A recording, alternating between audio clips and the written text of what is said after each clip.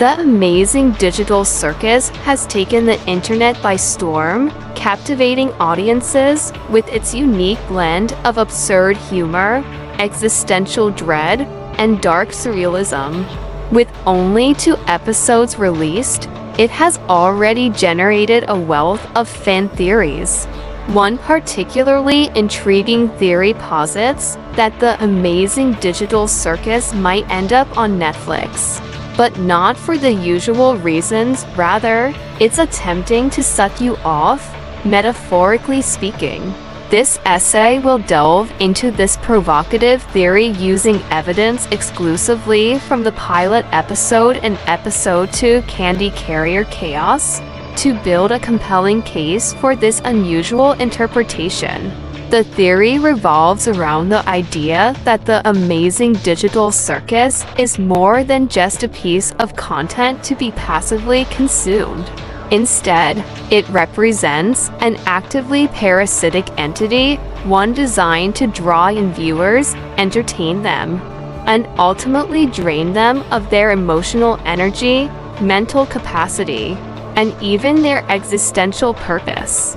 In essence, the amazing digital circus is trying to suck you off in a symbolic and intellectual sense. Rather than the literal sexual interpretation the phrase typically invokes.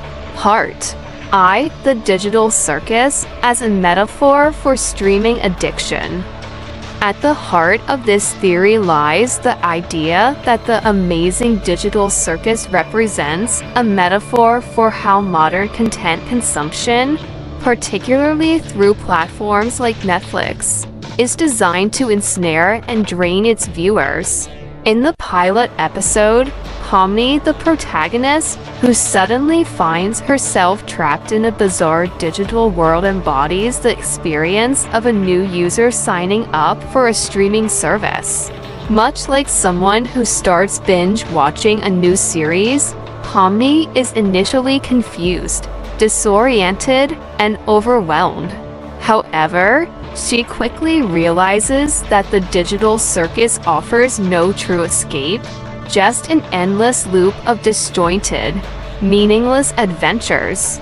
Streaming platforms like Netflix thrive on constant engagement.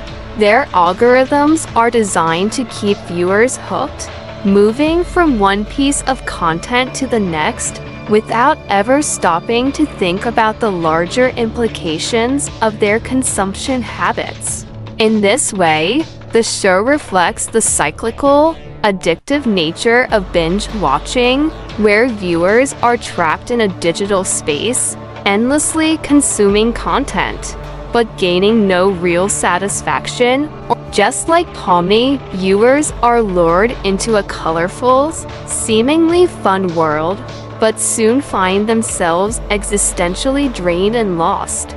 Part 2. Pomni's existential crisis as a warning to viewers. One of the most striking aspects of the amazing digital circus is Pomni's ongoing existential crisis, which begins in the pilot and continues to develop in episode 2. From the very start, Pomni is confused and frightened by her new reality, questioning the nature of the world she's trapped in and whether she will ever escape. This crisis deepens in episode 2, when she begins to question the meaning of their adventures, asking Ragata whether their entire existence is just LARPing live-action role-playing.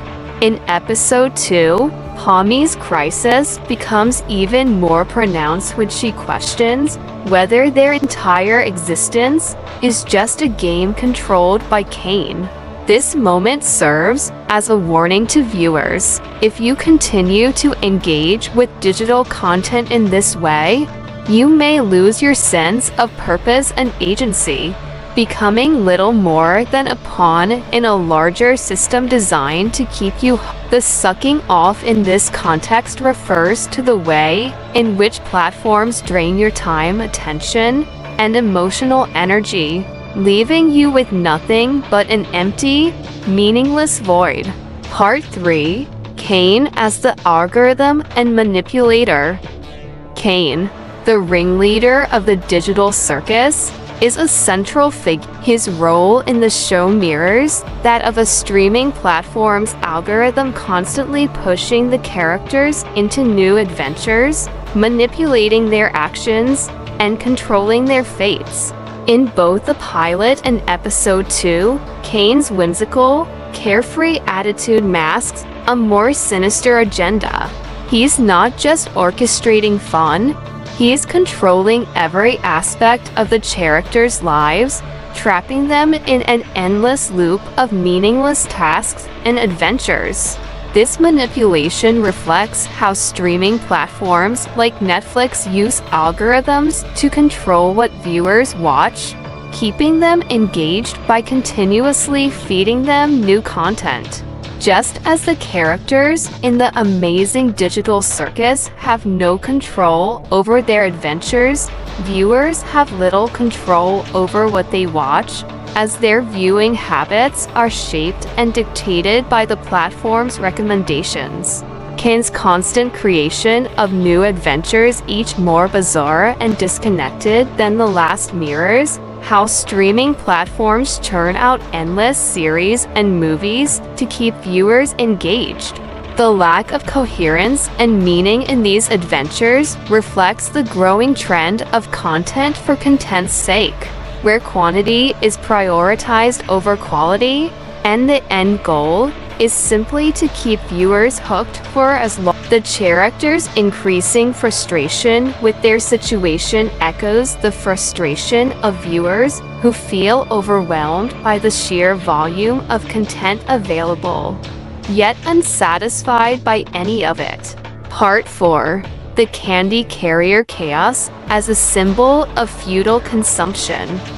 Episode 2, Candy Carrier Chaos, provides further evidence to support this theory.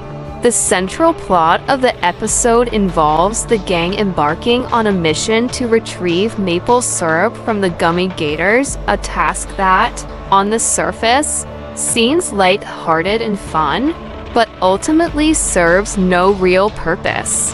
The characters are sent on this adventure by Kane, who frames it as a fun, candy-filled quest. But it quickly becomes clear that the mission is just another distraction designed to keep them occupied. This adventure serves as a metaphor for the way streaming platforms feed viewers endless amounts of content, often sweet, colorful, and easy to consume, but ultimately empty and devoid of meaning.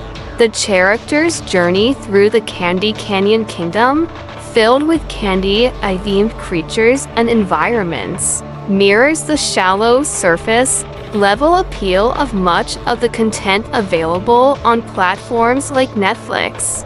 It's designed to be consumed quickly and easily, but offers no real substance or lasting value. The fact that the mission revolves around retrieving maple syrup, a sweet, sugary substance, further reinforces this metaphor. Maple syrup is a treat, something that provides a quick burst of pleasure but offers little in terms of long-term sustenance. Similarly, the content churned out by streaming platforms offers quick, superficial gratification, but leaves viewers feeling empty and unfulfilled in the long run. By the end of the episode, it becomes clear that the adventure was just another meaningless task designed to keep the characters distracted and engaged. This reflects the experience of viewers who binge-watch series after series, only to realize that they've gained nothing of real value from the hours they've spent consuming content. The sucking off in this context refers to the way in which platforms drain the viewer's emotional energy and time, offering nothing in return but more content to consume.